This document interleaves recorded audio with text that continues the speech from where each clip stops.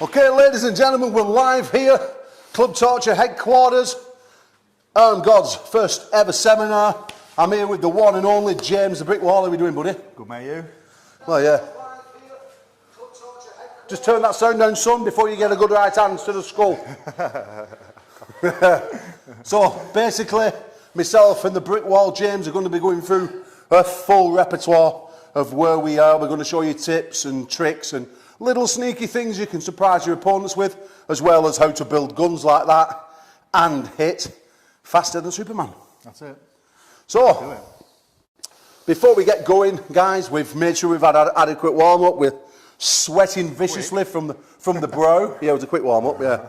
But we want to touch on warm-ups just before we move into everything and just say that, basically, if you look at every other sport, it's a 15, 20-minute warm-up. Boxing, athletics, you see them actively stretching, you know. You see them warming up for multiple times throughout the hour.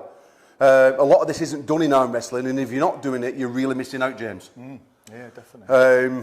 So, you know, you hear a lot of people say, no, I don't warm up, I go straight to a table cold. Well, yeah, that's okay if you're Devon Lorant, John Brezink, someone of that standing, but the truth is, warm muscles make strong muscles, so you make sure that you adequately warm up, okay? Right then, we're going to move off, first of all, into the setup, but before we do so, let's talk a little bit about the feet, okay? Not too much, James, because as you know, the feet get delegated by the move that we want to pull off. Hence, someone like you who comes up on your tiptoes, stands side to side, or one leg forward, etc. So feet is something that obviously give you the base. You get your power from your feet, from turning your hips into something, or pivoting. That's very important, but they only come in when you've chose or attempting the move that you want to do, okay? Sorry guys, I'm still out of breath because he's battered me. So, basically when it comes to the setup, even in your training, you want to make sure when you come to the table that you have an idea and you're practicing everything that you want to do. Don't come to a table and just do this. Because if you do that during your practice session, you're going to do that during a match setup, okay? You can't just let your elbow float and then say, okay, let's have a pull and just go from there. Because you're like a floppy noodle, nothing's going to work proper.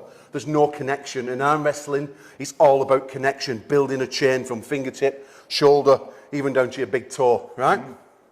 So when you come like you mean it, even when you're training, okay? So when we set it up, we'll both get what we want, but what we'll do is, we'll both make sure that our shoulders are square, our wrists are straight, knuckles visible, and then we'll start our sparring session, we'll start a session of drills, which we'll touch on shortly, and we'll work everything from there, because there's nothing worse than when you come to a table, and you're like that, and there, and then the referee, shoulder, shoulder, shoulder, wrist, wrist, knuckle, knuckle. Before you know it, he's on top of your mind, he's badgered you, and every bit of the plan that you come to the table has decimated because all you're doing is taking in negative information from the referee, okay?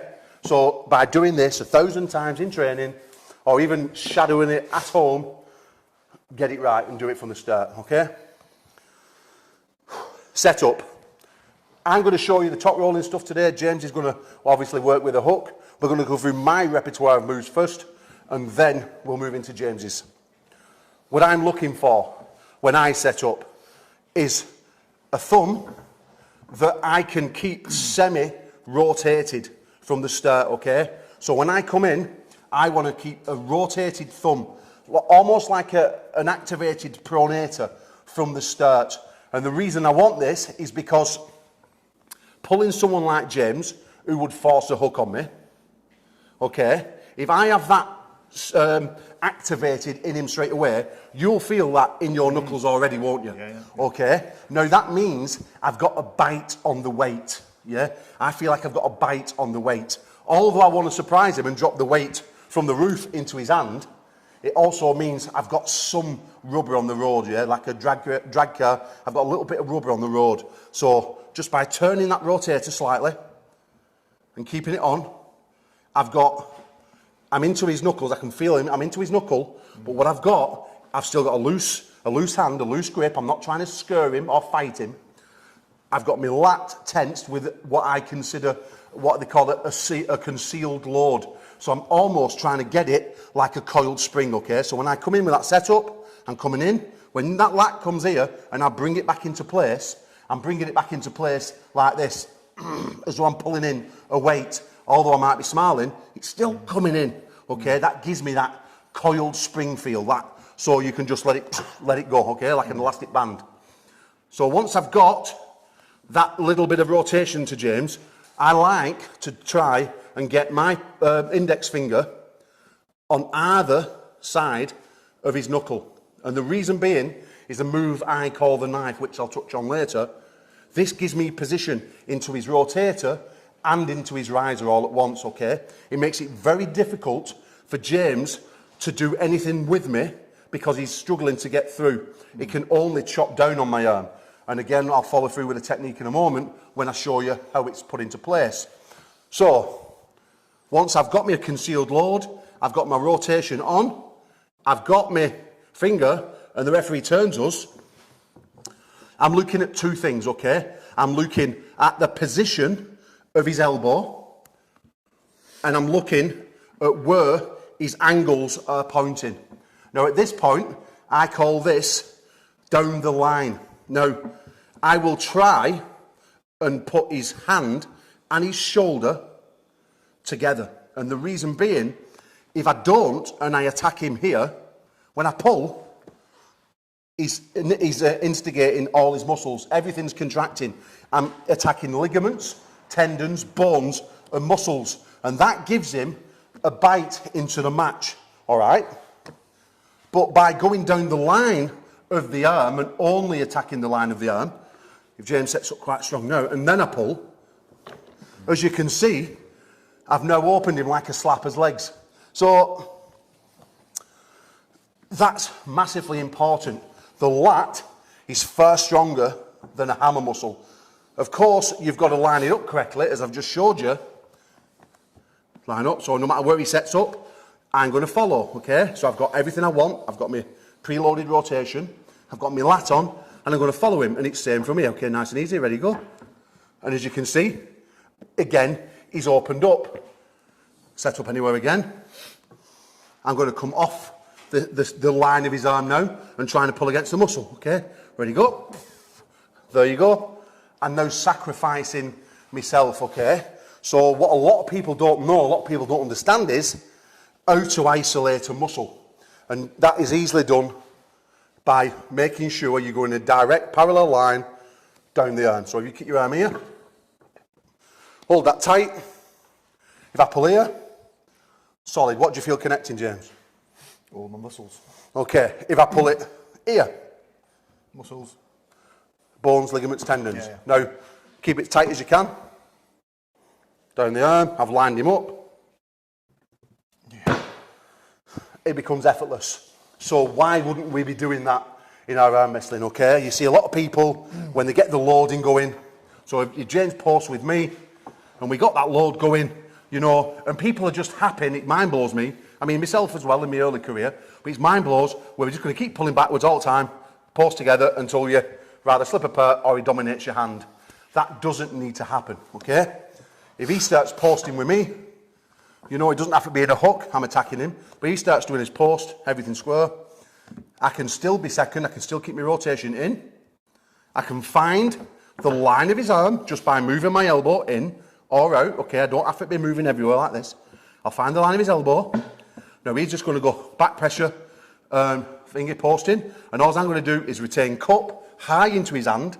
And the reason I'm staying high into his hand is because at the end of that knuckle is the longest point of his arm, okay? That's the longest point of his arm, so that's the easiest point to take off the rotator. There is easy to rotate. There is not that easy. So again, when we go through hook later, James is going to show you how to be hooking from the top knuckle and not from here anymore, okay? So once we've got this, James is going to just post, ready. I've lined up his arm, I've got my position. He's not going to do it soft, he's going to rotate, he's going to go back hard, ready, go. Row, open him up. Okay, we're going to do it again. I really felt that there, actually. Yeah, you will, yeah. Okay, find another angle on the pad, so I've got to work for it, okay? So I'm going to loop round. I've got my setup now. I've now lined him up. He's going to do the same move back. And up. And as you can see, again, it becomes effortless. Now, what you've got to do during this scenario is make sure that that's pre-programmed in your mind, okay? So you're looking at the style James is going to wrestle. You're looking at the bottom of the position where he is. You can even step in second and look at James's foot position to see what he's doing or what sort of thing he's going to do. I mean, when I analyse James, you know, I'm not going to give his tricks away, but I know with his feet how he gives it. I mean, Stoker Bogdan's a perfect example. You know, with Stoker, he puts you one leg up, he telegraphs it, so easy to telegraph. All you do, which we'll show you later, is go across him and set him up. Yeah. He sets up like that for his top roll, and just one leg forward, leaning forward for his up. Yeah. You know, if you know them signs of your opponent, then it's easy to start putting plans into place. Of course, you know, they don't always go as you want them to, but you know, sometimes you've got to fly on the cuff, okay? And that's knowing the styles of your opponent. So James, if you want to just have a quick go at that at me. Okay, I'm going to load up my arm, he's going to line me up, I'm going to genuinely do it, put the pressure in, and he opens me up. Okay, I move across, don't line against my arm this time, James, do it slightly off wrong, and go, it goes nowhere. Okay, so it's really important, if you're within a few percent of your opponent and you're able to activate that move, it's good night at the end. Any questions on there, sir? Anybody in there? If you've got any questions, guys, let us know. Any questions in the room? No? Okay. So, I've actually got things written down today, James. What do you reckon? It's not bad, is it? Okay. So we're going to go into top rolling forwards and why.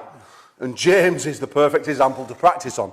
Okay, so going back, you know, a few years, I had quite a lot of trouble with guys like James. They was my type of bogeyman. Craig Sanders, James Wall, that sort of style. That style that comes through your ball line, takes you off your arm and isolates you, even if you're stronger.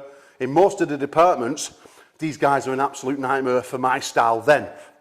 So fortunately I got a chance to spend a few years with James training, and I've now become very, very good at this style. And for me, personally, as a top roller, it's the only style that you really want to be using. So top rolling forwards, you're going to be asking what this is all about, okay? Now I'm going to show you. Okay, when we set up, James is going to be a normal hooker, okay? We're going to go for hooking and top rolling in this, so don't worry yourselves.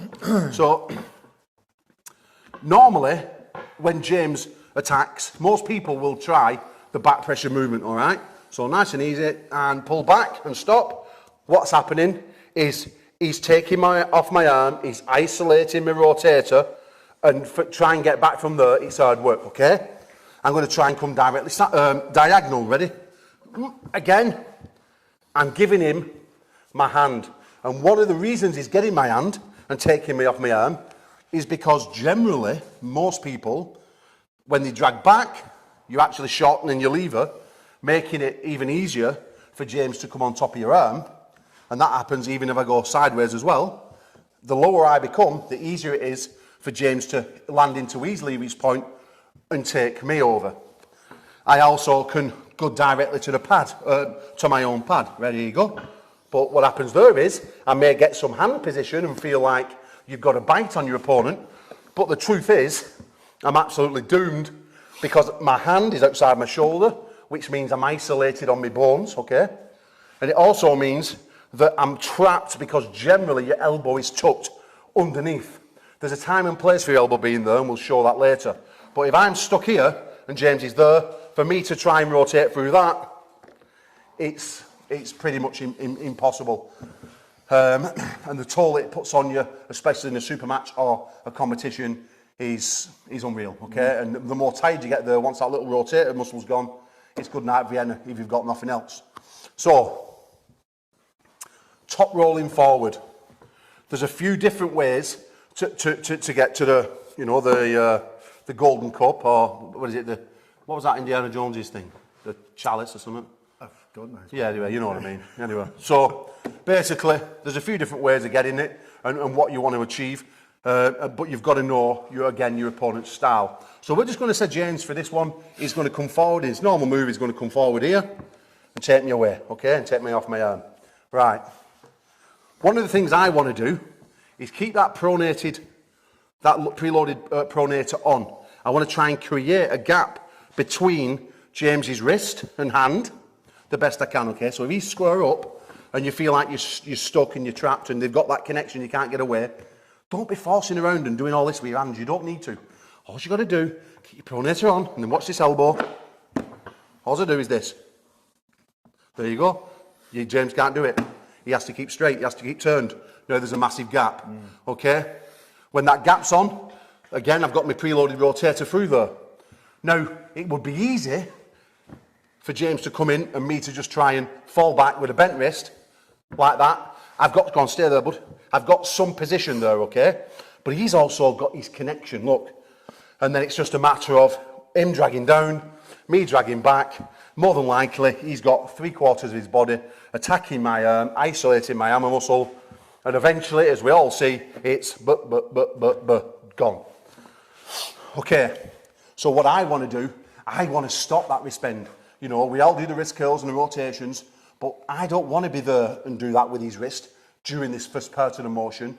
I need to keep that wrist as flat as I can to keep him on my A side of the table, because James Wall's danger, or anyone with a shoulder's danger, comes from centre when they get on my B side, okay? That's when they're most dangerous. If I can keep James here, he's not quite the same man, all right?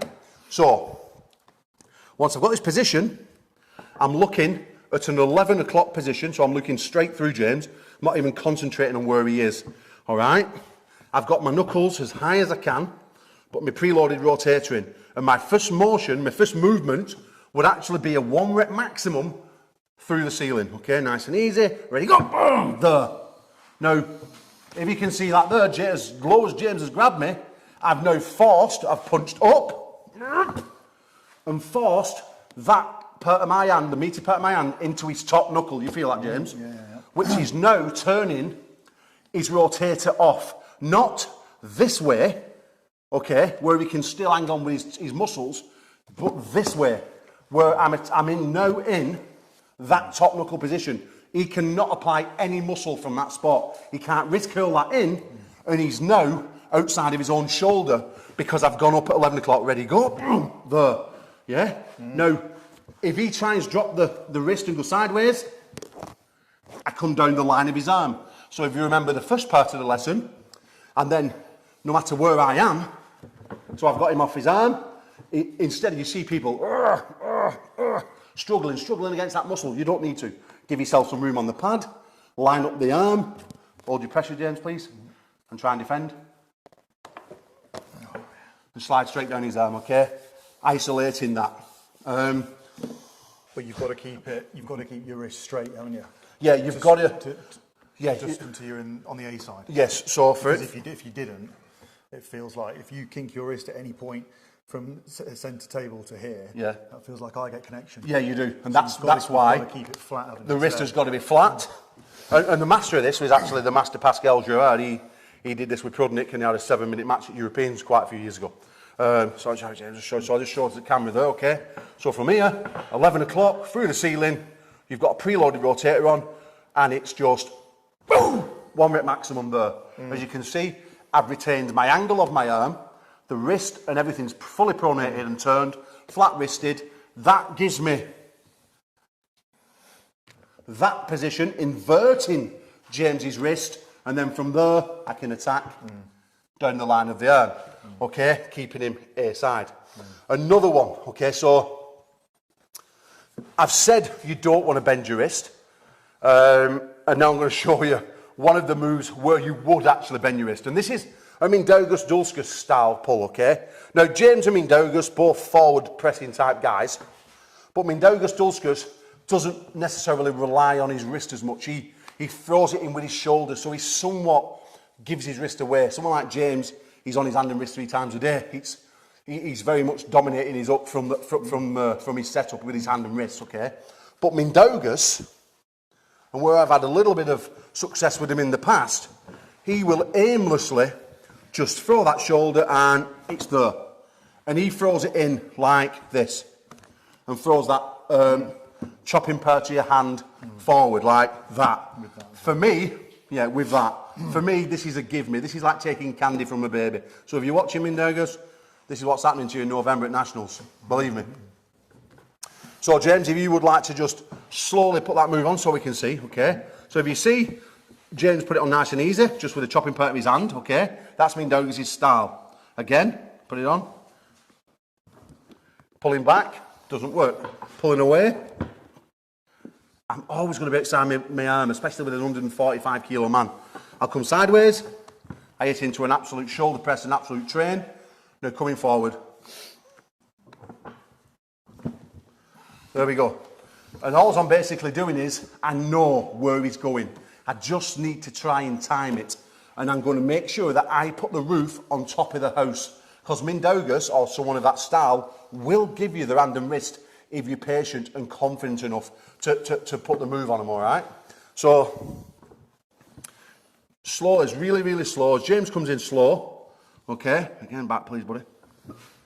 I'm doing a very similar movement, but this time, I'm throwing this, the knife, what I touched on earlier, which I'm going to go through later, is I'm making sure I've got these two fingers on either side of this knuckle. And what this does, so I'll just jump off target for a minute. What this does, by holding here with these dominant with them two fingers, is it means that I don't use my lower fingers, which, believe it or not, can cause me to get trapped underneath, okay? So, if I punch forward with a full hand, like this, ready, go. No, go, James, together. Here you go. I've still got somewhat position, but as you can see, the back of my hand is now facing James. And one of the reasons is because I've got friction on my lower fingers, okay? So I've created a circumference. I've created too much friction on that hand. I don't want that. I need to be loose and evasive, okay? And I need to pinpoint where I want to get. So hence the knife, pinpointing for that top knuckle. I can even take these two fingers off if I want to, okay? Just to get position on top of the hand. Ready, go. As you can see, just by driving through them two top fingers and getting that position, the back of my hand is now facing the roof. James is fully rotated off his arm. I've got the wrist. He can't push sideways from there. It's impossible because his arm will just go ping, pang, pow, gone. See you later. And from there, I've isolated that line of bicep. And it's just a nice little bit, James. Ready, go. And down the arm. Okay, any questions before I carry on moving on? Is it sinking in?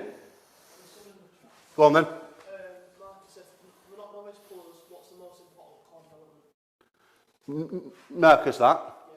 I'm not teaching Marcus anything. Next one. No, I'm only joking. Go on, read it out again, Jack. So, for novice pullers, what's the most important Core core development? development. Hand and wrist. I agree. For me, hand and wrist is key because if you have an hand and wrist, it gives you an opportunity to at least try the moves. If you've got no hand and wrist, then you're always going to be struggling. I'd say rotation as well. Pronation. Yeah. There's one more for Marcus again. Are drills more important than the usual clubs just trying to beat each other? Yeah, drills are everything. I've been drilling since 2003, and at that point, I would say to 2009 till I got ill, I was untouchable. Lost one domestic match, and that was all through drilling 3, 4, 5 days a week. If you look at any other sport in the world, it's drills, drills, drills, drills, drills. It's just arm wrestling. Most guys, they come up, they want to have a pull, have a mess around and a laugh and a joke.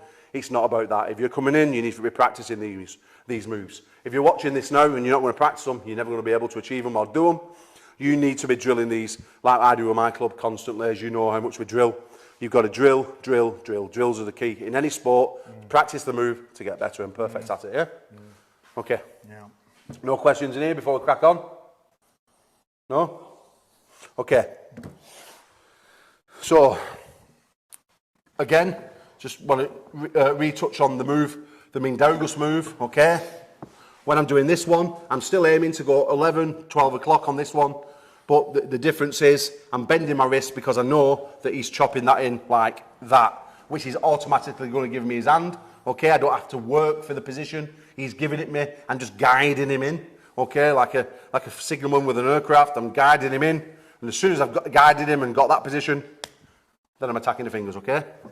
So, nice and one movement, ready, go. There we go. And then down his arm. And that's top rolling forward, guys. That's how you make it difficult for a hooker. Now, we're going to not skip it. We're going to go into the top rolling department because this one's going to blow your mind, I can assure you. So, we get our usual case of back pressure. Can you just put water in that, please? Right, yeah. So, our usual case, back pressuring, guys, okay. We go to a table, 2 top rollers now, and it's pull, slip, apart. For me, that is the silliest thing you can ever do. If you know you're going to slip apart, and you're still going to slip apart, and you're going to do it, then you're an absolute plonker, in my opinion. Because one, you're taking away a percentage of your strength and your stamina, fighting a battle that you're never going to win, because you're not at that point. And 2, it's just not good arm wrestling, all right? Do you mean for a match or training? Well, either. Yeah. It doesn't matter. If we're back pressuring like that, and we know we're going to slip apart, then why would we slip apart? We're not practicing though, we're not working drills. We know we're going to slip apart, it's pointless. So what we'll do in our club is, let's say me and James are working with back pressure, okay? I'm now looking at a way of how I can get an advantage on James. Now, if we pull apart, we ain't going to get, no one's getting an advantage. You can do this and you can wrap your hand and you can start opening your hand. The second that your hand opens, if you arm wrestling anyone with the salt, as soon as I do that, he's going to fill up that gap and take my hand and use it, okay? If James tries to open his fingers when we're arm wrestling, back pressuring, open his fingers, he's giving me a perfect opportunity to fill the gap and do him in, okay? So, James, he's going to pull back. I'm going to fake I'm pulling back, okay? But I'm not. I'm going to do another punch forward top roll. You just do it on, James, and then in a second, I'll explain why we're doing it. Okay, ready, go. Okay, from there now, as you can see, I've got top position, I've got top knuckle, back down the arm. See you later, Dayanara. What I'm doing now is I'm allowing James to move into that spot. And all I'm doing is following him, okay? Now, what I mean by following is I'm going to roll the skin off my elbow like this, and I'm going to go back off the skin on my elbow. See that? Yeah? Yeah? That gives you an extra inch of height. Yeah, okay, yeah, there you go, okay. So, when you want to punch forward on somebody, you wouldn't set up roll on your skin, you set up rolled off, and then once I go back and then you come forward, ready, go. Look at that. You've automatically got dominance of that hand. And James Wall's got an arm of like 1 inch, 2 centimetres tall. So he can do it on me. Okay, so yeah, you like that one, don't you? Yeah, I do, yeah. Okay, but that's the basic movement of it, okay? The real pull your pants down and give you a good dry bumming one is you go back pressure, okay? There you go. He's putting that wrist curl on from there, okay? Because what's happened now is James Wall is completely underneath me. Completely underneath. I've got the roof on top of the house. He's no escape. If he pulls back, he opens up. If he tries to come there, he gets pinned. If he tries to come inside, he's outside of his arm. Okay? All I'm doing, and this works so much better in a strap, believe me guys, when you put a strap on, this move triples. So he's pulling back, I'm coming up and forward. I've got the dominance of the height, okay? Automatically, he's lowered his arm by 1 inch, I've gained by 1 inch, okay? And majority of people are doing what I said earlier, they won't pull back there in the top roll, they'll automatically pull their arm under. So if James is one of them guys, ready, go, then it's really effective. As you can see, we've both gone for a top roll, we've not fought for anything, I've let him go back, my 1 rep maximum's forward, all I've done is guide his wrist underneath mine, I've gained the height, on top of the roof. See you later. Okay? You want to try it? So I'm going to be pulling back slow. There. Okay? And all I want you to do is top 2 fingers. Forget them bottom fingers exist. Roll off the skin, come forward, and close the game down. So your hand is there. Okay? Ready? Go. Now a little bit more forward. Keep the forward position before you come back. Ready, go. There you go. Look at that. See that? I've genuinely gone back into position. All he's done is come up. He's allowed me to lower my lever to put myself underneath him. And all he's done is close the door on top. Okay, again. Ready, go. There you go. I'm going to try and run off from that. Ready, go. Again.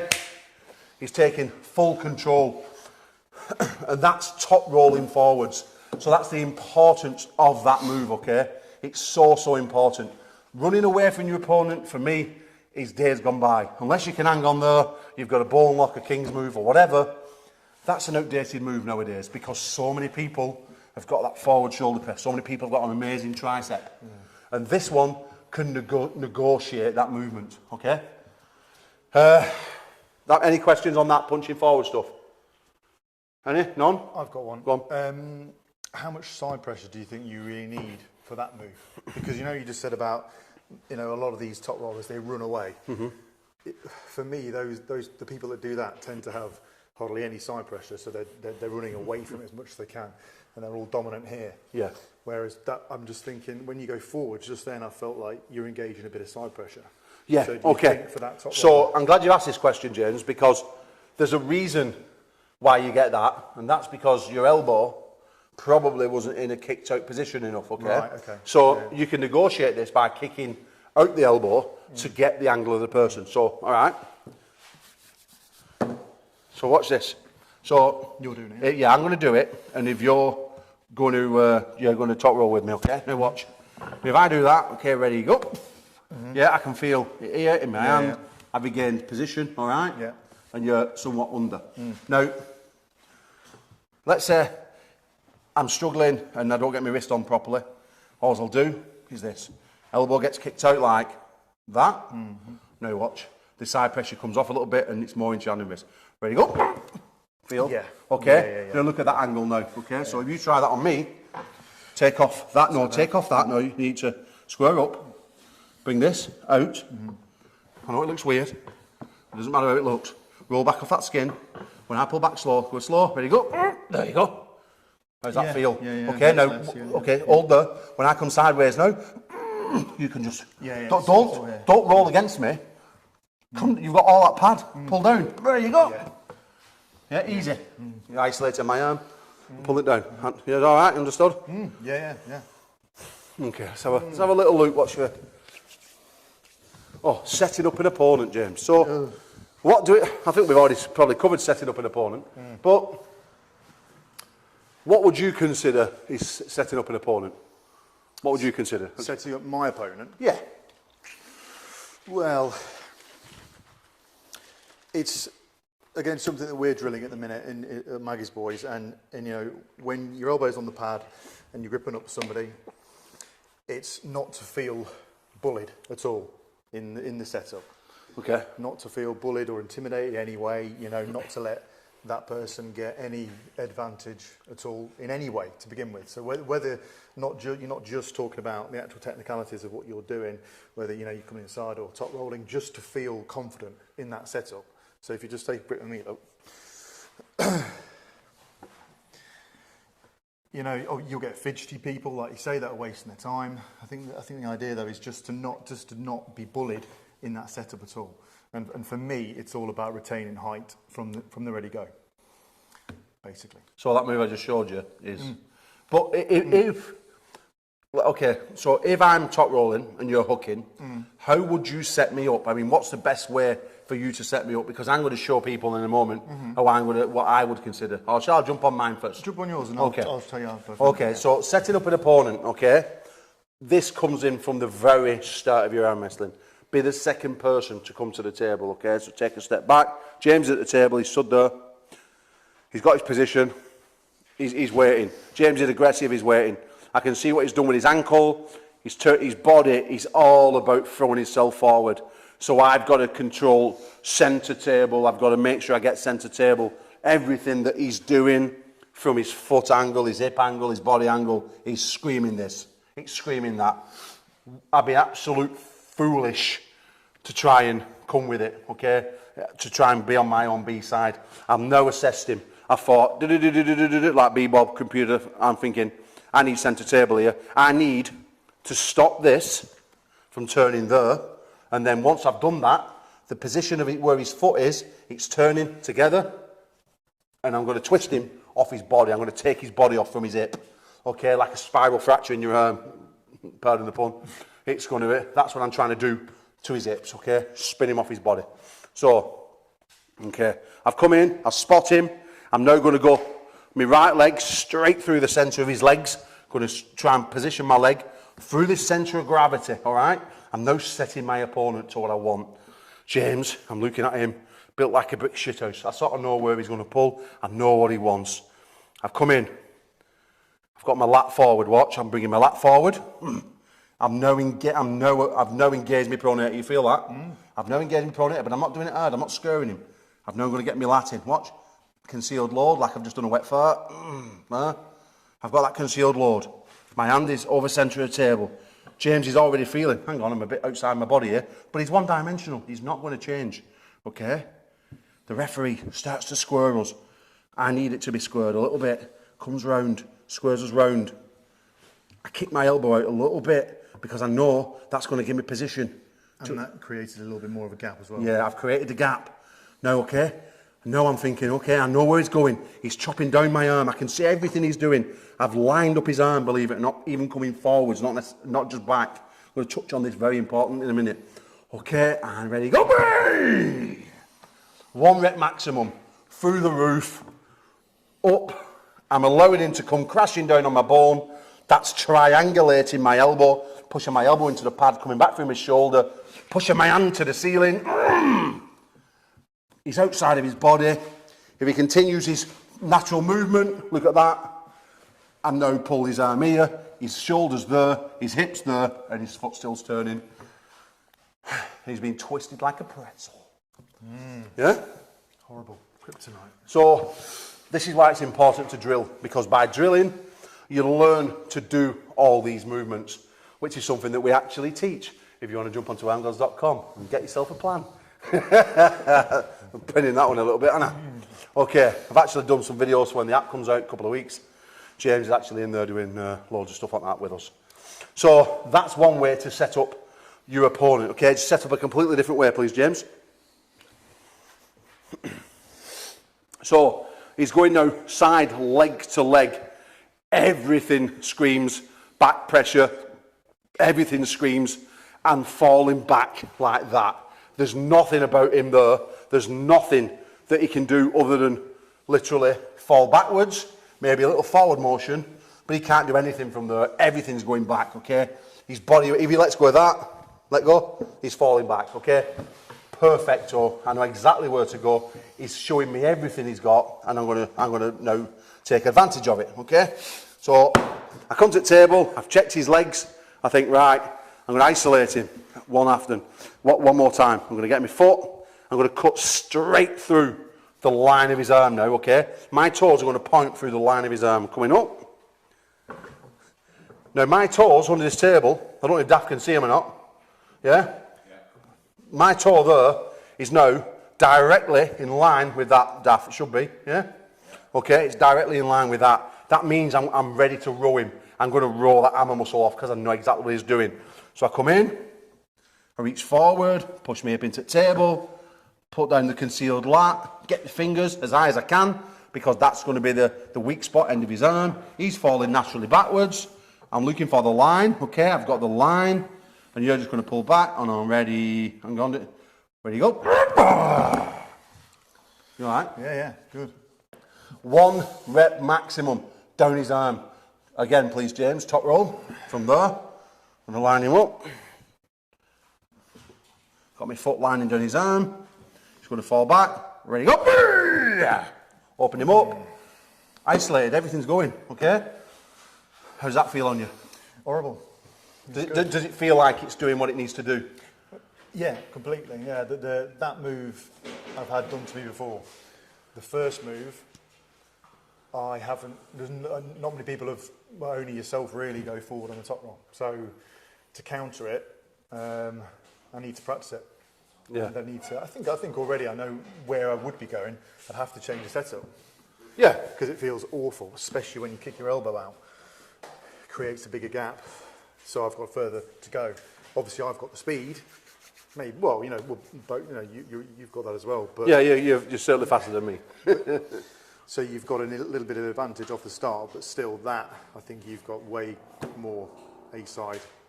Yeah, advantage. That's what you get your A-side advantage with, and lining up that arm is all about setting up your opponent. I touched on opening the arm. Now I'm going to touch on shutting the arm. Again, something I've been working with the guys in the club now. This works the same way. If I pull down the arm there, isolate the bicep. But believe it or not, if I actually push against the bicep like this, just stay strong, James.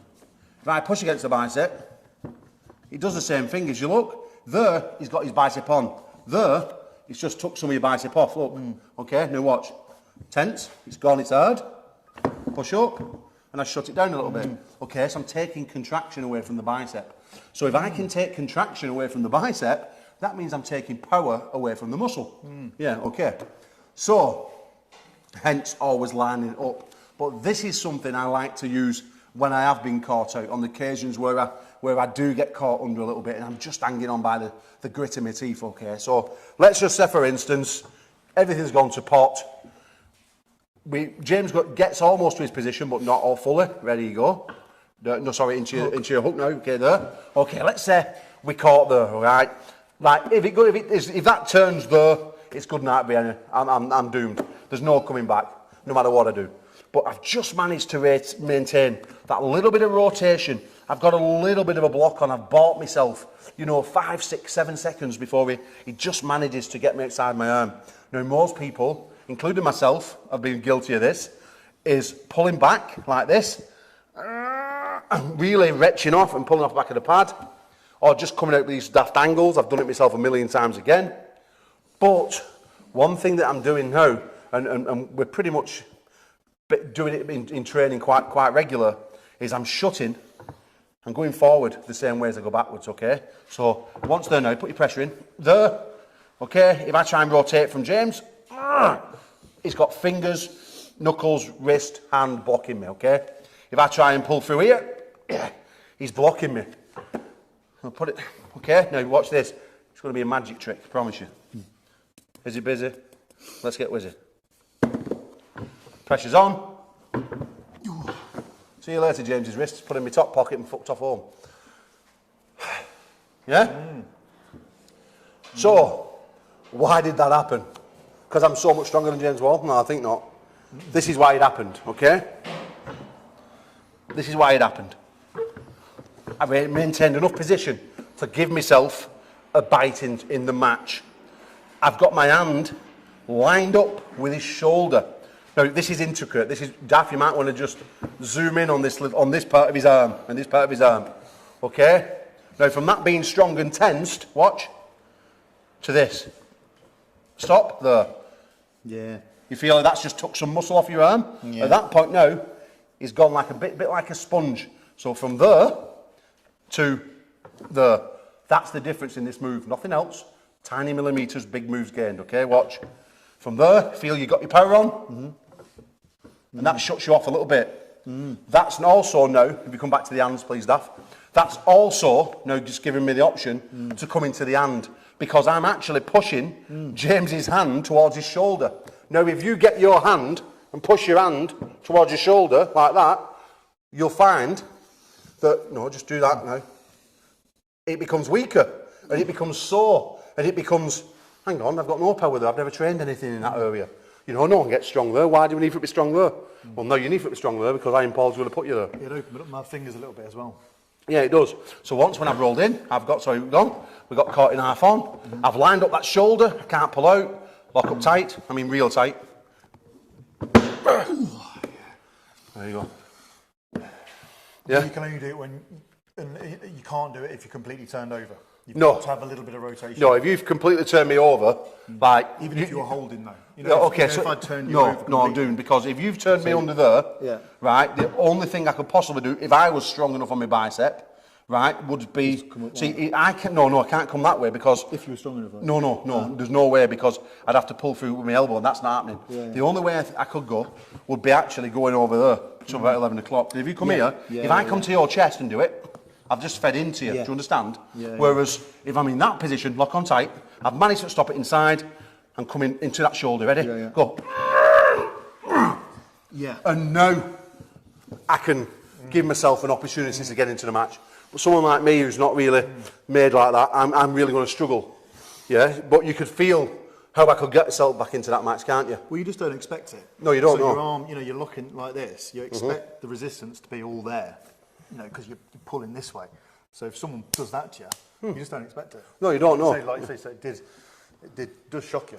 So again, we're going to go back into this move. So he's stopped me here, okay? I've got a little bit of rotation on. He's going to hold tight. He's not going to give me. He's not going to get. This is not a bullshit seminar. This is proper. Okay. Yeah. And we worked for it.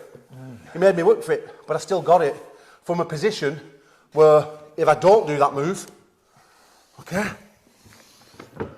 and go. Yeah. Difference is massive, yeah? Yeah. So there you go. And it's even easier if you get it a stop on centre table. So if I stop it centre, okay, you tight as you can. Ready? He's making me like a tick now. No, come on. No, don't give it me. Ready, go. Yep.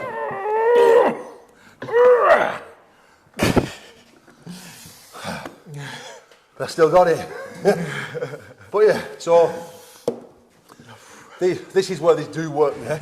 This is where they do work, and it's, yeah, it's difficult, it's not easy, but when you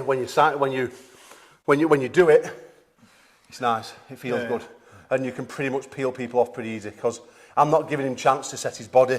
Once we're set here, in realistic terms, as we go in, and we go, stopped it, okay, I'm not going to be going, ready James, ready? Okay, I'm just going to put it on. Yeah, and there we go, there's a big difference. Doing it active. Yeah, I'm going to throw into it and actually do the movement, right? So you want a little try on me, so you know it's not a... Oh, shall we bring somebody in? Yeah. And you can practice. I tell you what. We're burning. Let's bring Connor Sale in. Let's bring Connor Sale in. Let's give him a little clap. That side. Okay, just, I want you to feel it. It's important for me, to James to actually know it's not being given to him. Okay, so, What you mean? first of all, let's do it. If you just started watching, sorry if it bore you, but we're going to go for a little recap. I want you to line up his arm. Okay, Connor, you're going to be doing back pressure. Right, I want you to line up that hand with that shoulder, and I want you to show me how you open him up like a slapper's knickers. Nice and easy, and slowly go. Yeah?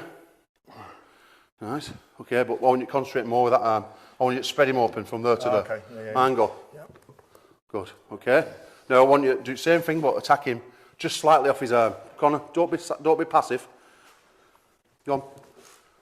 Yeah, you feel like you've got a bite in a match? You feel like, realistically, you've got any connection? No. Good. Perfect. Right, now just pull him here, James. Nice and slow. Hook. You know, just without pulling through his arm, okay? I don't want you to pull down his arm now. Yeah. I want you to just pull him out of position and let him connect. Okay, you feel like he's got connection there now at some point. Yeah. Okay, now go back and just work the line. Just work the line. Go on. No. Work the line down his arm. Yeah. Go on. Not bad, no. So different. Yeah, okay. So different. So, yeah. Now, do the punch forward move. Sorry, from an attempted top and go. No, an attempted top, so I want you to land on him a little bit down here. Okay, stop. From there now, stay there. From there now, you're struggling for rotate out, yeah? You're struggling to get out. Give him a little pull. Oh, sorry, mate. Yeah, a little pull there. Yeah, he's blocking off. A little pull that way. Blocking off, okay. Now from there, and you've got a very short arm. For this one, close that gap up, pushing slowly, roll, rotate now. There you go. Yeah? Again. So I just want the people watching know that it's not just me pulling mind games off, okay? No, more rotation, okay? Yeah, just do it. So land in that spot, push forward and roll. Go on, keep going. It's all right. I can feel it, yeah. Yeah, you can feel it, yeah, but yeah, maybe get that roll, Connor, I'll throw you down street. Okay. Any questions before I move on? Anything on there? What have we wrote down here, James? Oh, Knife. setting traps, actually, James. Setting the old trapperoonies. Right then, let me just have a little taste. So,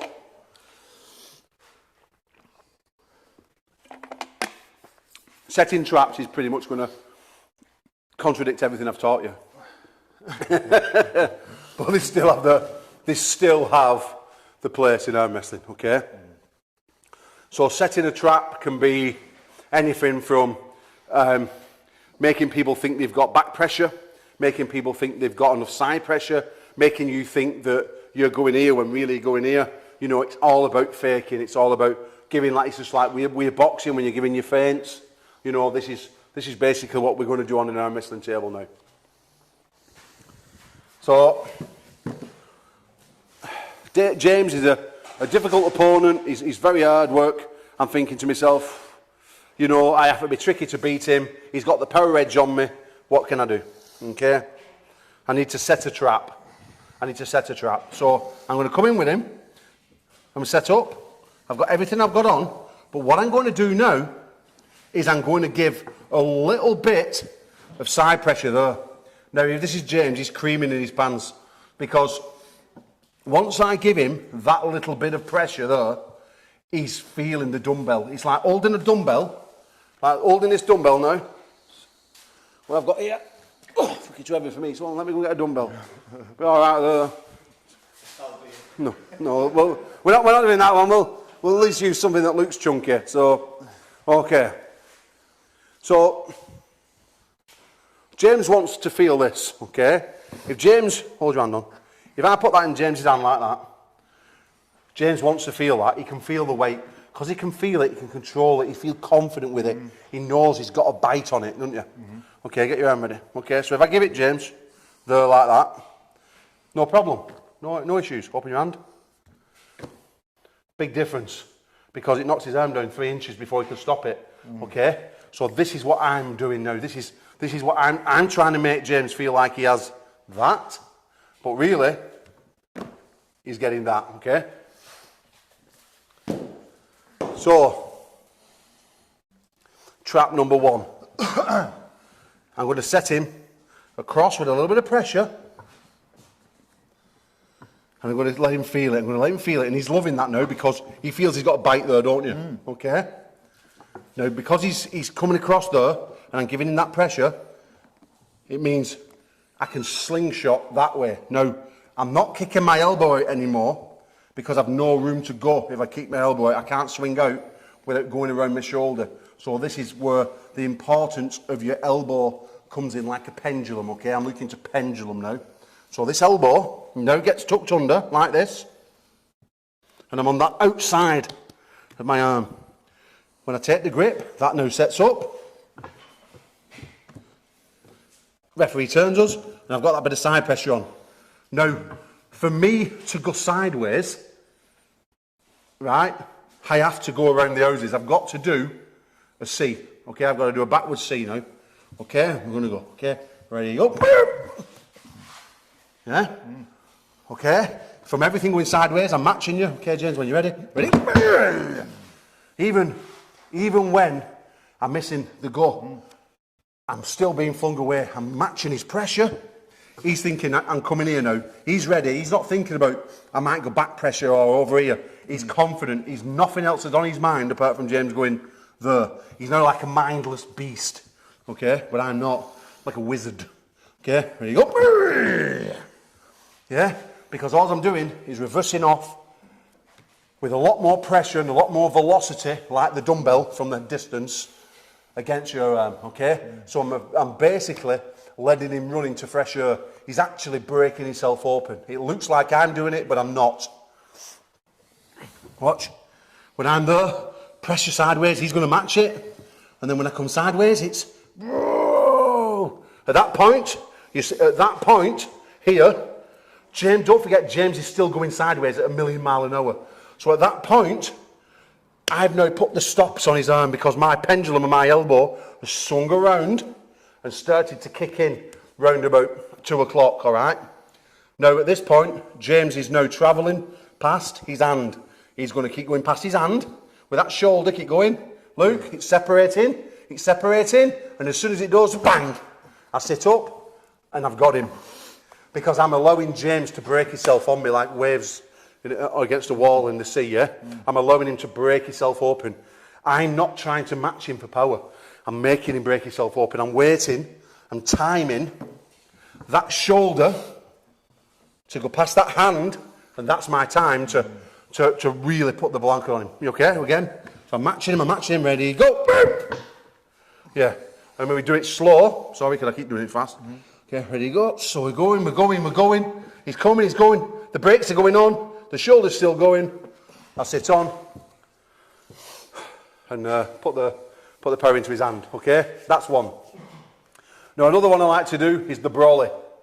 And the brawly is something I drill a lot of on weights and on table. Now, this is more against a drag hooker, someone who's trying to put you into the top pocket, okay? So if I'm a drag hooker, I'm going to try and put James here, like that, into that top pocket. I'm trying to separate the arm, like I would do by putting down the line, but I'm trying to put him in the top pocket, all right? So if James is trying to do that to me, which he will, nice and easy, bud, okay, opens me up, no problem. Again, pull back. If I try and run off, opens me up, no problem. If I try and come forward, because remember, going top roll forward doesn't always work. Ready, go. Top rolling forward against this move, I just fed into him. Yeah, I just fed him his dinner. Give him his dinner, nice and easy munch. Okay, I pull away, separate myself. Now, how do I get around that drag hook if I can't beat his hand and wrist? If I can't get away from him and I can't pull through him? Which way do I go? Okay, I'm not strong enough inside. My rotation just won't hack it. I can't punch through him. So we go with him with an umbrella. We'll do a little, what I call the Mary Poppins. All right? So what I do, set up, bud. I do all my setup, normal setup. Of everything I've already explained, I kick the elbow out. And when I kick the elbow out, the referee turns us. When I kick the elbow out, I've got about 1.5 inches, 2 inches at the front of my pad.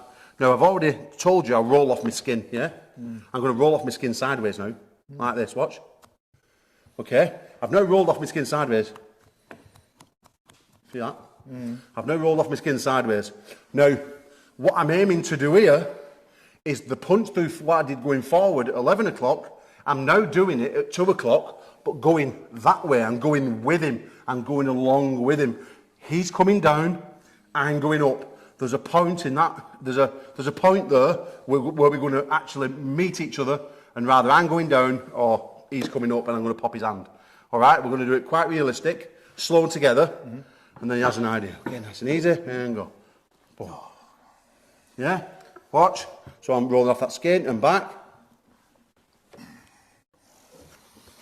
Okay, I'm moving. That hand, go on, watch, there. That hand, excuse me, James, that hand is coming there. I'm feeding that. I'm throwing my arm away like that, creating rotation, yeah, going with James's power. I'm moving with him, so I'm not resisting him, so he doesn't have that bite on me. And it's a 1 rep maximum again, it's, and you see that height, that distance, back of my hand to the roof. If that's to the roof, that means James's hand's underneath. So I'll watch. I'm going to roll from that skin, have that set up. Referee's going to turn us. And ready, go, right there! Again. Ready, go, right! Yeah? So that's another trap. So that's how to avoid a drag hooker, okay? So any questions off anyone? Anyone got any questions? Are you taking it all in? There must be a question or two. How can you keep access to the top knuckle in the ref strip? Okay, so it all depends on which format that you're pulling in. Obviously with Armgods, we have our own Armgods setup, okay? So, and it's all about manipulating a referee. As James can do very well, we all know that. He's ruined 2 referees' lives. So, right, taking a setup, if James gets what he wants, and I get what I want, okay? I mean, so you want to know in a referee's grip? How to stay high in the ref strip? Okay, so a lot of the time, a referee, you know, if you're here and you go too high, they're going to pull your fingers off, aren't they? Like, they'll pull you down like that, and then they'll go there, and we all end up arm wrestling in a pistol grip. Almost, don't we? Okay. So, Armgods style, first of all. Watch. So, with an Armgods style, I'm going to roll off the back of the elbow. I'm going to drop my body slightly down, like that. Okay. Everything's in place, because everything is the same, okay, from the start. Everything's in place. We're going to put our thumb down. Okay. We're going to close our fingers. Now, that referee is only interested in me being below. All right. So, if I do that, and I cover his knuckle, I'm going to get bullied. So, what I do to adjust that is I actually push forward with the referee. I push forward there. So, when you feel like pushing forward, I'm not doing anything, but I'm pushing forward, I'm pushing him down. It also bends his wrist a little bit and makes him come over my knuckle, yeah? Sneaky, sneaky, but watch. So when I push him forward, when I close my hand, and then when I close my finger, see that? Bring it round. Knuckle showing. Retain the height, and boom, boom, boom, whatever. That's how I do it, okay? By pushing forward. That's the best tip. So if a referee starts grabbing your fingers, tell them get off your fingers, push forward, they don't need to grab your fingers. Which you can do though, can't you? Yeah. Because so many refs do that. And for someone like me, you know, the polar opposite of a pistol gripper, you do not want to be like that. If they close me like that, it's just, yeah. Yeah, and they don't need to close you like that. As long as you keep this finger high. But if you don't necessarily have to keep that finger high, you can still keep it there, but if you push forward like that, push your arm actually down, watch me. If I push my arm down and forward, look at the angle I get now. I'm back on my elbow, my knuckles are still going to somewhere near the ceiling. So there, you're underneath my knuckle, push it down, there. Now, close your thumb. Now, close your hand, close your hand on an angle, like this, watch. Yeah. Close. Look at that. You're not covering my knuckle, and look at the position you've got. Close your hand. There you go. Look at that now. King knob. Because everyone, when they take a grip, they always want this. It's always this. Yeah. Always this. Always this. Why? You're burning yourself out. You're reaching forward. You're never going to get what you want against anyone with the salt. You don't need to. Get your grip. Okay, close your hand. You know, I'll take mine. If I do that, crap. But I won't. What I do, put this in slightly. Turns my hand that way. Fingers towards James' wall. Do this. I've got top knuckle. I've got the knife I want. Okay, other side of it. I'm not intimidating you. I'm below your knuckle. Watch this. I'm not going to try and turn off and rotate hard. I'm just going to go back like that. Referee's going to turn us round. See you later. Well, we wouldn't have even been like that in referee's grip, would we? No. It would be, but I was just showing anyway. Yeah, but that's interesting, that is. About that pushing forward. Yeah, push forward. But you've got to roll off your skin as you push forward. So you get that height. Does everyone get that with rolling off the skin? Because I've not understood that for 7 years until today. You know what I mean? That rolling off the skin. Do you get it? Yeah, you roll off your skin like, watch. Simple as this, watch. Pull back. Yeah. Something new. That's what we're here for. So just rolling off your skin, but that doesn't just come forwards and backwards, that also comes off. Watch. Down, up, down, up, down, up. That's rolling off your skin that way. Yeah. Hence the umbrella. So just grip up with me again. So let's do a waft grip. So waft grip, James is going to push forward. I'll be on back of your skin now, be on back of your skin, and then push forward to get on the front of your skin. Referees are like that, okay, squaring us. They're going to close our thumb. They're going to close your hand first, because don't forget, they can come all the way up there now, look at that. And when they close mine, look, they're going to bring me down there, and off you go. See you later. Yeah, did everyone see that? Can you see that on camera, okay? We'll do it again, just for the camera. So you roll back off your skin, okay? Push the elbow forward, push the wrist forward, thumb forward, roll on your front skin. That gives you position in your hand. Watch. No, roll. Yeah. Push and roll, okay? Close your thumb. They're going to look where you are now. They're closing your hand. There. Now look. Close mine. Oh, just see you later. Can you pull from there? Pardon? Could you guys just pull quickly from that position? Ready, go. That's It it. feels, he wouldn't even, he wouldn't let me get there. He would, yeah, he would, Yeah, it's not going to happen, yeah. The But, pin would, but not the position. yeah, oh, you'd have to get him pinned, yeah. Okay, bone lining. I want to touch on bone lining. Any questions on there? Anybody watching? Oh, good. I hope you're all enjoying it online, by the way. I'm just going to have a little drink and plug September the 24th, guys. September the 24th. It comes in your memberships that you're watching now. We are at the British Bodybuilding Championships. We've got some amazing matchups, including 3 belts on the line. One of the guys is going to walk past the camera in a minute, Murray Whitehead. We've got the BMF belt, the baddest mother effer belt. That is on the line, under 85 and above 85. 2 big juicy belts for the guys in the battlegrounds. A lot of the guys here will be pulling in there. We've got John Roberts. He's going to be pulling the Northeast Bull. What's his name? Lloyd Aperka, the best name in arm wrestling. He's going to be pulling. Ruben Hughes. He's going to be pulling as well. Oh, it's going down. So September the 24th. It's going to be massive. And then obviously the big one in Canada, September 30th, James. Which our very own James Wall has got a match against Alan Ford. Hitman with a big win at AWC event. He's going to be taking on James Wall. He's going to do it for the UK and Ireland and the Armgods team, of course. And a few of the boys will be going there. I'll get them on camera later. Okay, bone lining. Very, very difficult, very nasty thing to do. It can make a big man weep in bed at night, trust me.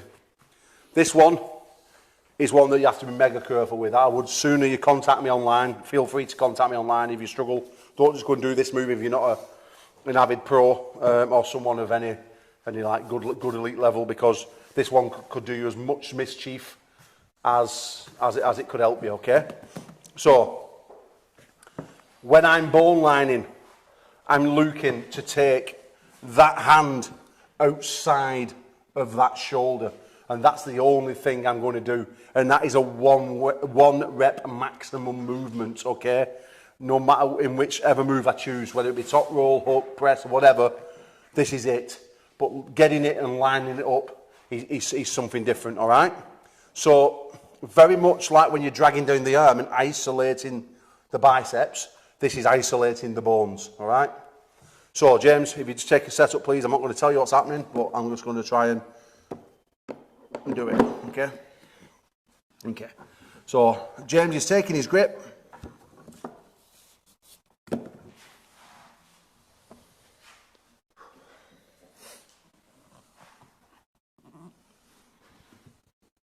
Referee's going to turn us. Go square his shoulders. I'm just going to move slowly together, nice and easy. Ready to go. And I want you to stop me from doing that. Mm-hmm.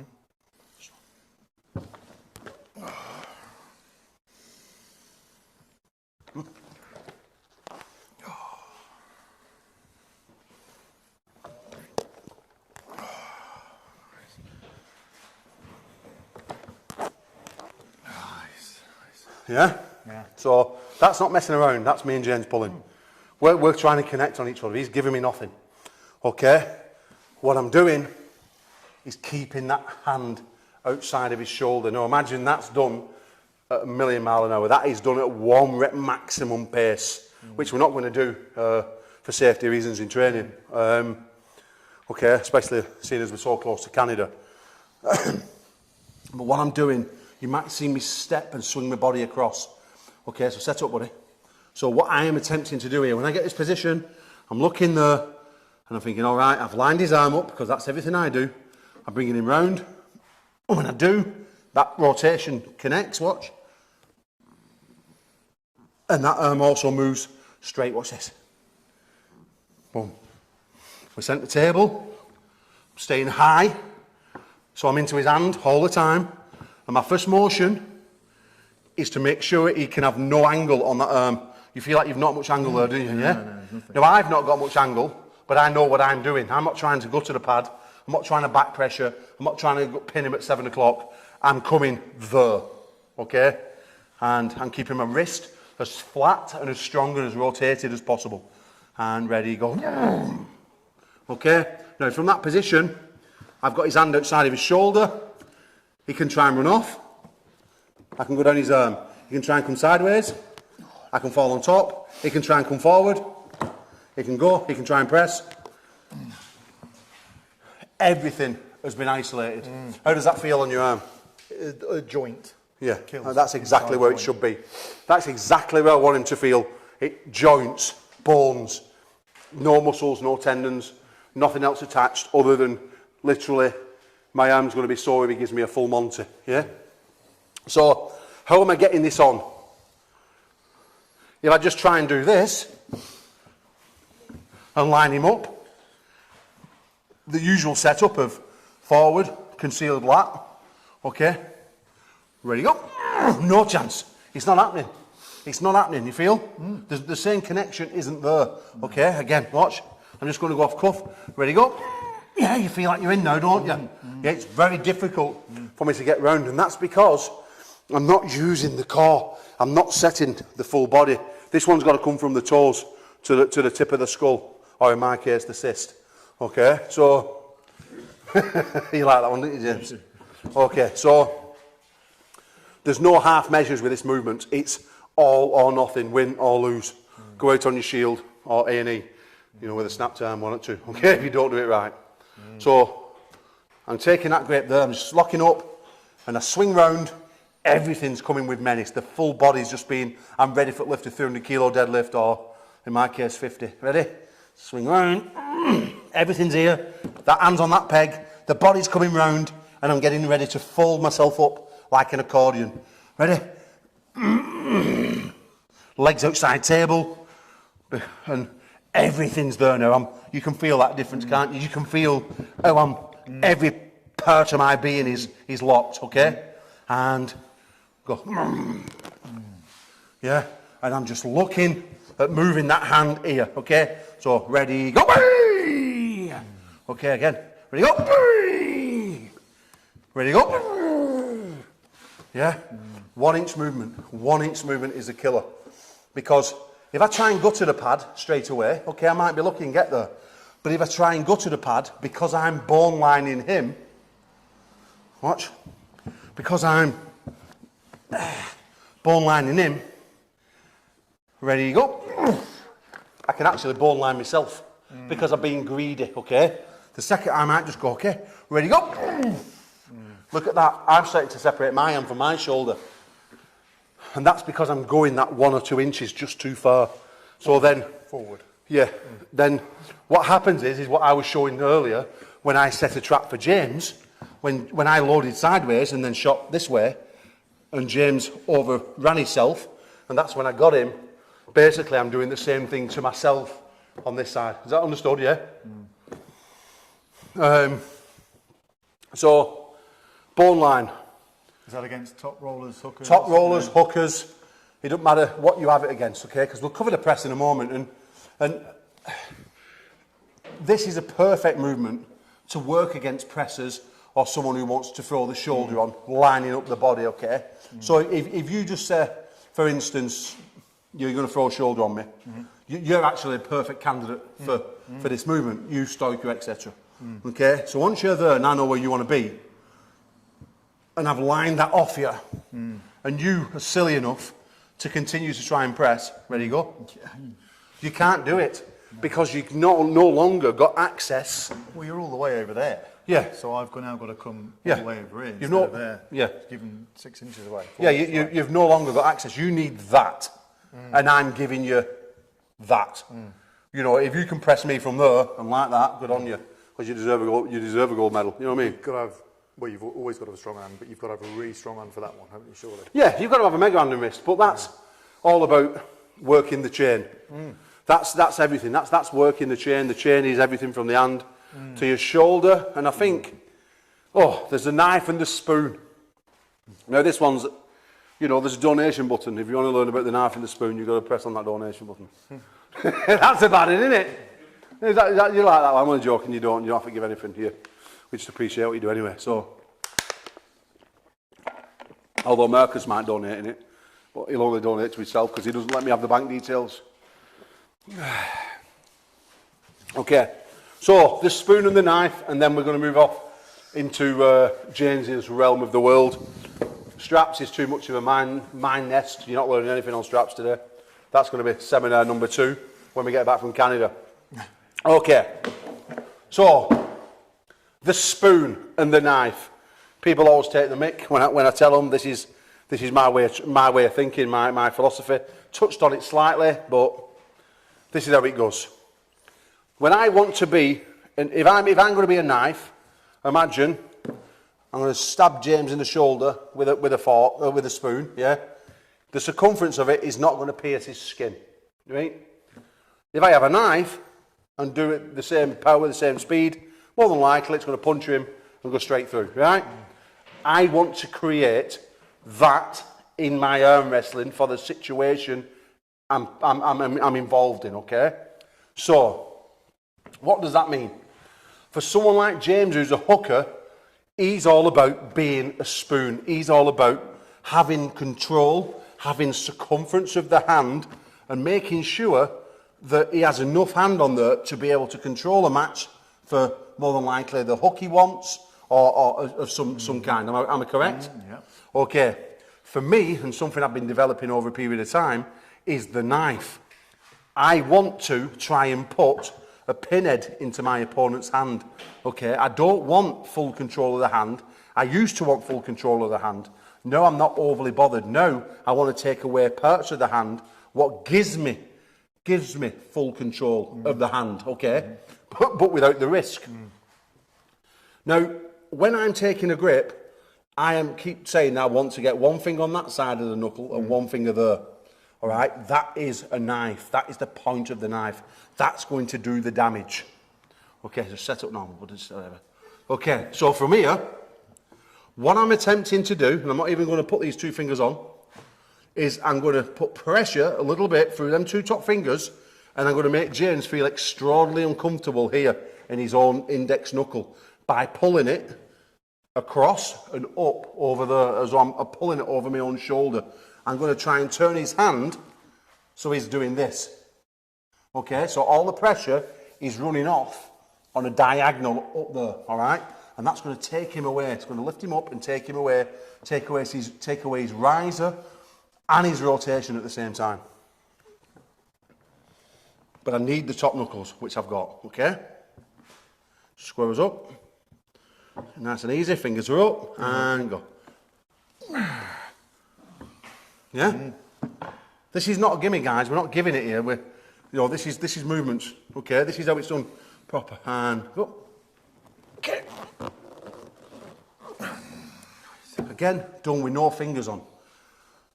I literally had one finger controlling, but it's all the pressure what's coming through here. Okay, again. We're not going to get some bullshit seminar what makes it look like Bruce Lee pushing a stool with his finger. This is how it is in real life. Okay, so square your wrist. And go. Okay, so there we go. He's got me now. We're not going to beat around the bush. I didn't get it. He got me. Okay. Okay. Nice. But then I got him and I adjusted him by fingering where it was going. And that pressure. So we'll go again, nice and easy. Into positions, square up, and go. Yeah, now where do you feel the pressure coming through? It's basically, it's annoying because it's taking your rotation and the riser at the same point. So it is doing what I'm saying I want it to do. Yeah. It doesn't look pretty. It doesn't look nice. It doesn't have to. A win is a win. Well, that is the most important target, really, isn't it? Yeah. Against the top roller. Yeah, and no one takes it away. No, sorry, against anybody. Really. Well, you got anyone, yeah. That's the highest point. If you can take that power away, then it's going somewhere, isn't it? And that is what I'm trying to do. I'm making sure that I'm putting all the pinhead, everything through there. And you can't grasp nothing. I always do this for the guys. So if you get that in your hand and give it a little grip, but don't break it. Yeah, you can feel that. Yeah, you can squeeze it, you can control it. You're happy with it, you can move it around. But squeeze that and tell me you can control that. You can't control it, can you? Because you can't grip it. Yeah? And that's what I'm trying to do here. I'm trying to make sure that I just put the pressure in one little area. Because I know if I can put all the pressure in that little area there where that skin is, and that top knuckle, He can't control it because he can't get hold of nothing. Because it's like he's trying to grab something what's not there. It's like an empty bag. Putting your hand in a bag and trying to grab crisp and there's no crisp in it. That's what this does. This is what this does. Okay? So again, in a different scenario, he's top rolling with me now, okay? He's top rolling. Now, from there, I've got these two fingers again. He's got his position. We're both going to top roll. Nice and controlled. And go. Okay? I'm not doing anything different. I've not got more fingers on him. You can see it with your own eyes. We're going to rise together. We're going to go through that knuckle. Okay? And go. You can rise where he wants. Watch. Can you feel that control? I've got one finger that side, one finger that side. Okay? My fingers aren't on yours. Okay, nice and easy pull. Watch. Yeah, I can pretty much curl him. And that'd be even easier in a strap, wouldn't it? Yeah, in a strap it becomes easier again. But I can pretty much just curl him because I'm putting everything through there. Now, when I top roll him in a different way, okay, and I've become a spoon, meaning I've got friction on, control through here. Hang up. You see that? Instantly, because I've got pressure on my lower fingers, when I pull back, automatically lower my own arm. Look what happens. The back of my hand faces James. The minute that I use the top two finger for pressure, ready go. My back of my hand is towards the ceiling and I've got the position I want. Anyone understand that, yeah? Any questions in there? My question is, have you got a charger for this? Yeah, there's one at back. If Daft, we just finish your... no, you don't need to. Yeah, charger for computer. It's on top. How long have we been going? Oh, people have actually been watching that long. Wow. Wow. Didn't think we'd have that many people interested. So, I'm just asking, are you all members, by the way? If you're not, you go.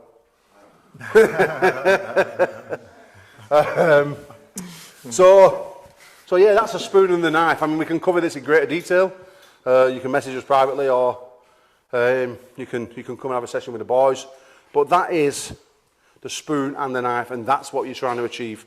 One gives you massive circumference and control. The other gives you pinpoint accuracy, what takes away and makes the person feel like they're gripping nothing. Any questions from you? Well, just a quick one. Just show people you've got a smaller hand than me. Yeah, I have, yeah. You can actually get onto my knuckles. Do you know what I mean? So you've got a smaller hand, but you can actually grip over mine. And mine went round yours. Yeah, okay, so just, yeah, I mean, if we just put it up, there, we just come here, me and James put it together. James has actually got a lot bigger hand than me, a lot bigger hand.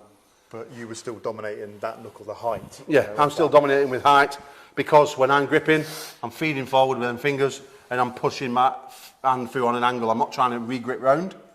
I'm not trying to go round and just keep dragging it off. I'm just feeding forward and up.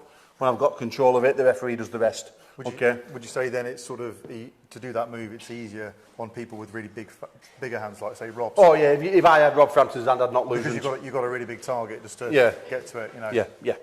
Yeah, pretty much. Right, guys, well that comes to the end of me. I mean, we're not touched on straps. Like I said, that's going to be in seminar number 2, so if you're watching it, you know, I do apologise. But James is now going to jump into his part. Straps is a minefield. We're going to do, we already decided on this before we started, we're going to do a strap seminar on its own when we get back from Canada. So when we get back from Canada, we'll be having, back in the club, we'll be doing a full strap seminar for multiple different setups because it's an absolute minefield, as we know, James, and we don't believe we can give you enough valued information you know, without giving you a dedicated day on it. So if you was hoping for straps today, it's not going to happen. Next time. But it might happen when you see some lads pulling on YouTube channel, because we're going live on YouTube channel for all these guys who are here to have a pull, and they're all going to have a battering. So after we finish, get yourself on the Armgods YouTube channel. We're going to go live and have a bit of fun. Is what that? What? Date on the strap seminar, well, we're back on the 2nd, so it will more than likely be the 9th, because on the 22nd we're at European Bodybuilding Championship, so it'll be, I think not be the 9th, it'll be the 7th, whatever it is that weekend, so the second weekend in October. Yeah, it's 9th, is that right, yeah. So yeah, it'll be 9th of October will be the next seminar that we give, but it'll be a full strap seminar, okay? James. Do you want out to hook? I want to know it's a hook. So if you want to hook like James Wall, then please watch, because he's going to teach us. Well, the good news, mate, is that hooking is a lot more simple than top rolling. To me, I mean, oh my God, what's that? An hour and a half of different variation of top roll than your own. You know, I just find hooking to be a lot more simple, and I think, yeah, let's teach you my style of hooking. Yeah, right then, go on. Which isn't necessarily drag hook. I don't know how to press, you know that. But let's set up. This is how I like to set up against a top roller, for example. So I'm not like Paul. I don't necessarily look at the legs. I pretty much know most people are going to try and top roll me, to be honest. So the most important thing for me is height with this knuckle. And again, like I said earlier on, not to feel like you're getting bullied by the other person at all. And usually at high level, it always goes to referee's grip. So we touched on a few things, referee's grip earlier, but ultimately it's the high ground. Because what you're doing with hooking, being a hooker, you're giving away your height. Certainly my style of hooking, you're giving away your height. I'm driving down, so by driving down, I'm literally giving my hand away to the opponent. And when I first started, my style really hasn't actually changed that much over the years. It's just become a bit quicker, a bit more powerful, and I think the most importantly, my hand and wrist has just got a lot stronger, so I can defend these top rollers against me. But that's what I wish I understood earlier on when I first started arm wrestling. Hooking, my style, I'm giving away my hand to my opponent. And for the first, God knows how many years, everyone was just taking my hand far too easy, because basically, one, it was weak as piss, but two, because I was just giving it to them. So once I understood the sort of those dynamics, once I understood that I was giving my opponent my hand, it just forced me to train my hand in so many different ways. And I think that's why my level in the last few years has really jumped up, because instead of just drive into the pad, which I know most of my hits appear that I'm doing that, I'm actually protecting my hand as much as I can to stop being top rolled. So I'll take a grip. Yeah, I always like my right leg on my tiptoes. Depends sometimes. Say the likes of someone like James Stewart a few months ago, someone with a lever, you know, up here, and you know, giant of a man. I just felt like I needed a bit more height, so you'll see me go on the other tiptoe as well. I don't think it really matters how tall you are either. You look at Tom Holland as well. He's 6'3", and he still goes on his tiptoes. I don't think it's necessarily to do with your actual body height with regards to hooking, that's the way I do. I think it's just that you need as much height as you can get, whether you're 5 foot or 6'11". Although you won't see many people that tall hooking, because I think it's such a long way to go down, isn't it? Anyway, so yeah, fight for the grip, but obviously without burning yourself out, like Paul was saying earlier. It's a complete waste of time. But this knuckle here, you want to be high. That's really important. You want good connection with your index and the rest of your fingers on the opponent's hand. Helps having a bit of a bigger hand, so you can just dominate their rotation. I think, you know, the shorter your fingers are, I don't know if you can see this. Well, shall we swap sides, Dave, Yeah, so you can... Yeah. Having, you know, shorter fingers, you know, you want more range. So if my fingers were here on Paul, then, you know, it gives him more access and a sort of a bigger target to land his rotation on. So it's good having longer fingers, because you want to put as much pressure as you can on the rotation. I also like to put my two little fingers in that little kink on your wrist here.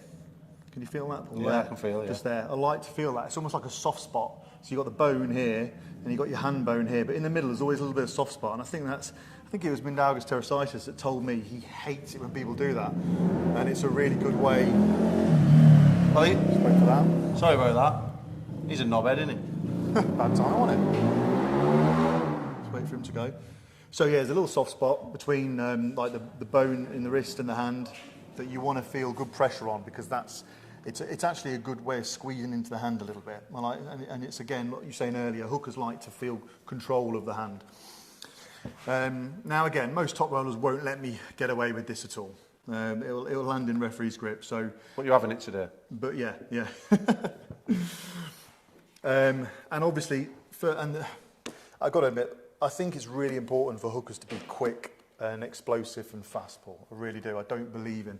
I heard someone last week telling me that they're a hooker, but they're a catcher. I just think you need to rewrite that, really, and rethink that, sorry. Because, well, I don't think you should be a catcher anyway. I think maybe they're misunderstanding what you were saying about guiding them this way in a different style of arm wrestling. But I think for a hooker, it's all about attack. It's got to be attack. You cannot be slow. You cannot miss the ready go.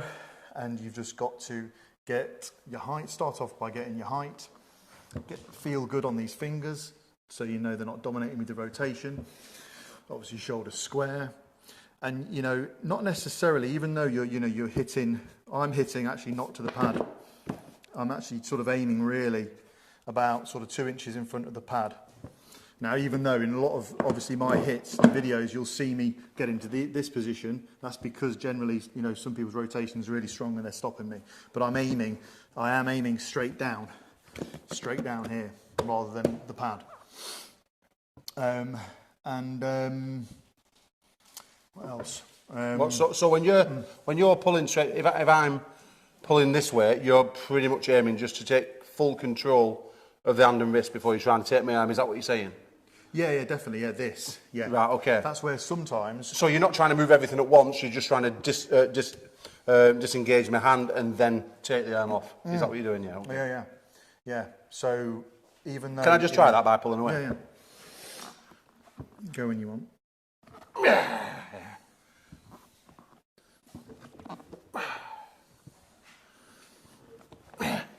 Yeah, I'm always hitting here. Yeah, always the same spot. Yeah.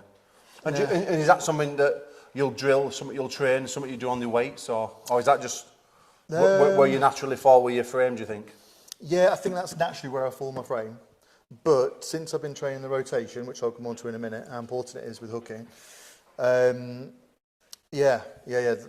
my target. Maybe, yeah, exactly. You might be a different sort of structured person, might end up being somewhere different, but generally, you know, it's in this vicinity, basically. Okay. Yeah. So you're on about your rotation, James?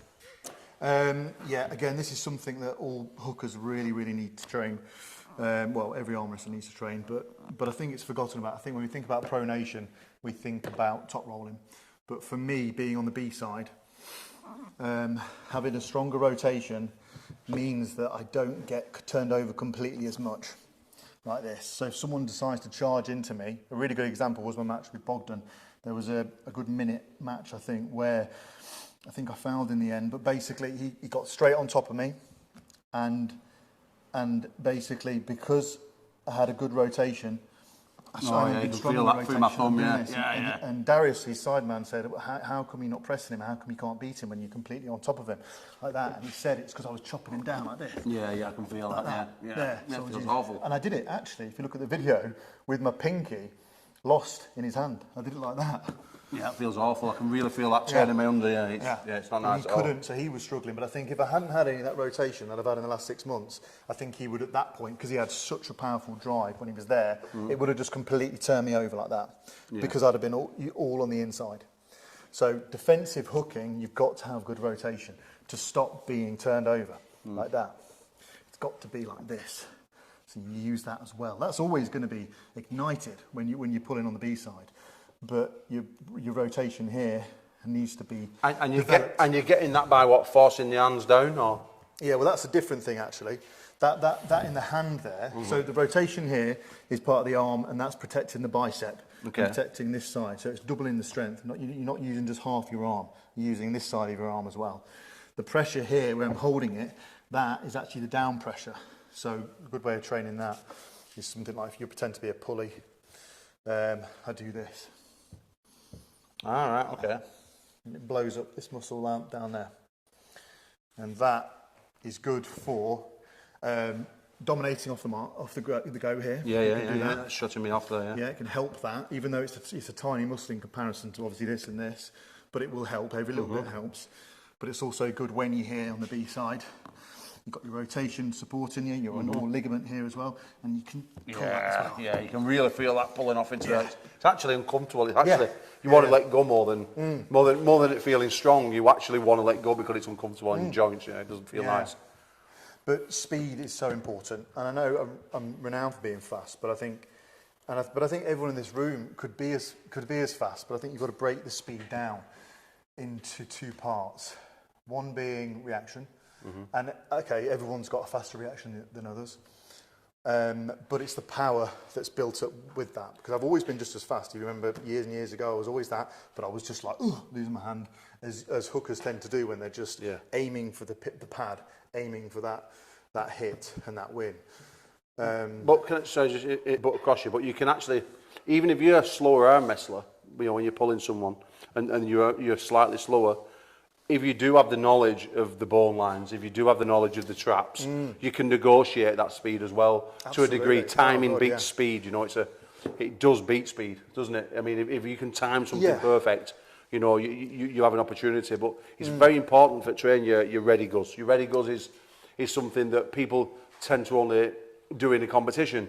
But the problem I find with that is that if you're only doing that in a competition, then you're doing it maybe, 4 or 5 times a year. You know, depending if you're active or you're not. I mean, some people, you know, they want to pull one tournament a year and they're happy with it. So you get to practice it maybe twice. Whereas in training, you should practice your ready goes. Under controlled circumstances, but you need to practice them because... Even into position. Even position, because if you're not, then you're in trouble. You know, slow pulling's okay for building strength and this, that and the other, but you need to be able to, you know, take a swipe, don't you? You need to be able to feel what's coming your way. And I find that a lot with people that, you know, you've got mega strong statical people, but the second you give them just a tickle, they collapse like a deck of cards. And that's because, you know, they're used to just, in training, just... And that, exactly. And that's knowing that arm wrestling isn't just a strength sport, is it, at all? No. It's combat, it's speed, combat, it's more like a martial art, isn't it? In a funny kind of way. So is that it? Training speed maybe as well. I think we touched on this once before, but basically, it's the importance of having a good training partner. This as well, and it doesn't matter if like they're a lot weaker than you or stronger than you. Like you train with Barry, there's a big difference there. I train with Conor Zagotti. He's a great arm wrestler, but the strength difference is pretty big. But understanding one another is really, really important, and you know, it's how can I say it? Just it's important to get a good training partner for so many reasons, but no, I'm struggling with that one. You are, okay. So it's important to get a good training partner, because if you don't, then you're not going to be a good arm wrestler. Because the truth is, you're only as good as the people that you train with and the team, and they're all important. I mean, we have both had big teams of arm wrestling guys, and each one's as important as the next for one reason or another. And you have to look after your training partners. You know, you see a lot of guys who just want to swipe them and pin them, and you know, they just want to sit there and gloat with the training partner. Well, if that's the way it's going to be, then you're taking the piss out your training partner. You know, you're not working together as a team. Then you're never going to get better, because there's no I in team. And I know it's an old saying, but it's true. You need your team to get better. You know, if for instance, if you're arm wrestling and you're the stronger guy. To hold them, start doing this with people, you know, you want to start showboating like I do with Conor Sale, just upsetting, that's fine. But when I'm training with the guys, I don't do it. I always remain in my position. I'll feed him what I need to give him to make me work, and then I'll take it back off him. And then I'll feed him again into another position, and I'll bring it back. And working like that, he's gaining, he's working his positions, he's working on his strength, he's building correct angles, and then so am I. I'm letting it go into a position where I could be put into, and then I'm working back from it. I'm using the technique, what I've been drilling, and that's what you do when you work as a team. So, Guy, any questions on there before we wrap this up? They've all gone? Okay, we're boring them to fucking death. In that low hook position, where is your thumb pressure? Is it back? In the setup. So I touched on this today with Conor actually. So grip it with me, Paul. So I like to put my thumb, depending on the size of the opponent's hand. I definitely do not like going under at all. Leaving my now I know that obviously if I don't do that, like if I did this, that index finger has got full sort of like connection onto Paul's hand, and you'd say that would be an advantage. But for me, I feel completely thumbless, and I use my thumb a lot. When I do that, I feel so much better, because now I feel like I'm dominating here in his thumb. So it's downwards. And it's downwards, mate. Yeah. It's like that. Oh, Whereas that feels horrendous for me. And me and Conor were training this the other day, and he actually top rolls like this. I'm not going to say what he did actually because it will give it away. But no, I will. Basically, so everyone knows with Connor Scotty to get inside with him. His side pressure lets him down. Everyone slips with him. He goes like this. Well, by God, just go out. Oh, so yeah, you're going. Sorry, if you go like that. Okay. If you slip, you slip straight away. If you like that. But if you cap it like that. Now try and slip. Yeah. Oh yeah. Look, you can grab the thumb. So Connor, people might not be able to slip with Connor as much in the future. Even though that's just a little gimmicky thing. You know, he's strapped, he's trained strapped. But yeah. Okay. Well, guys. Yeah. I hope you enjoyed it. This is seminar number 1. Like I said, the full strap seminar will be on October the 9th. So make sure you continue to support Armgods because that's going to be a full day in itself, just working on straps with me and James. It's going to be all sorts of stuff going on. I hope you've enjoyed yourself. If you're watching this on a rerun, thank you very much anyway. Thank you for supporting, and we'll see you all later. Take care.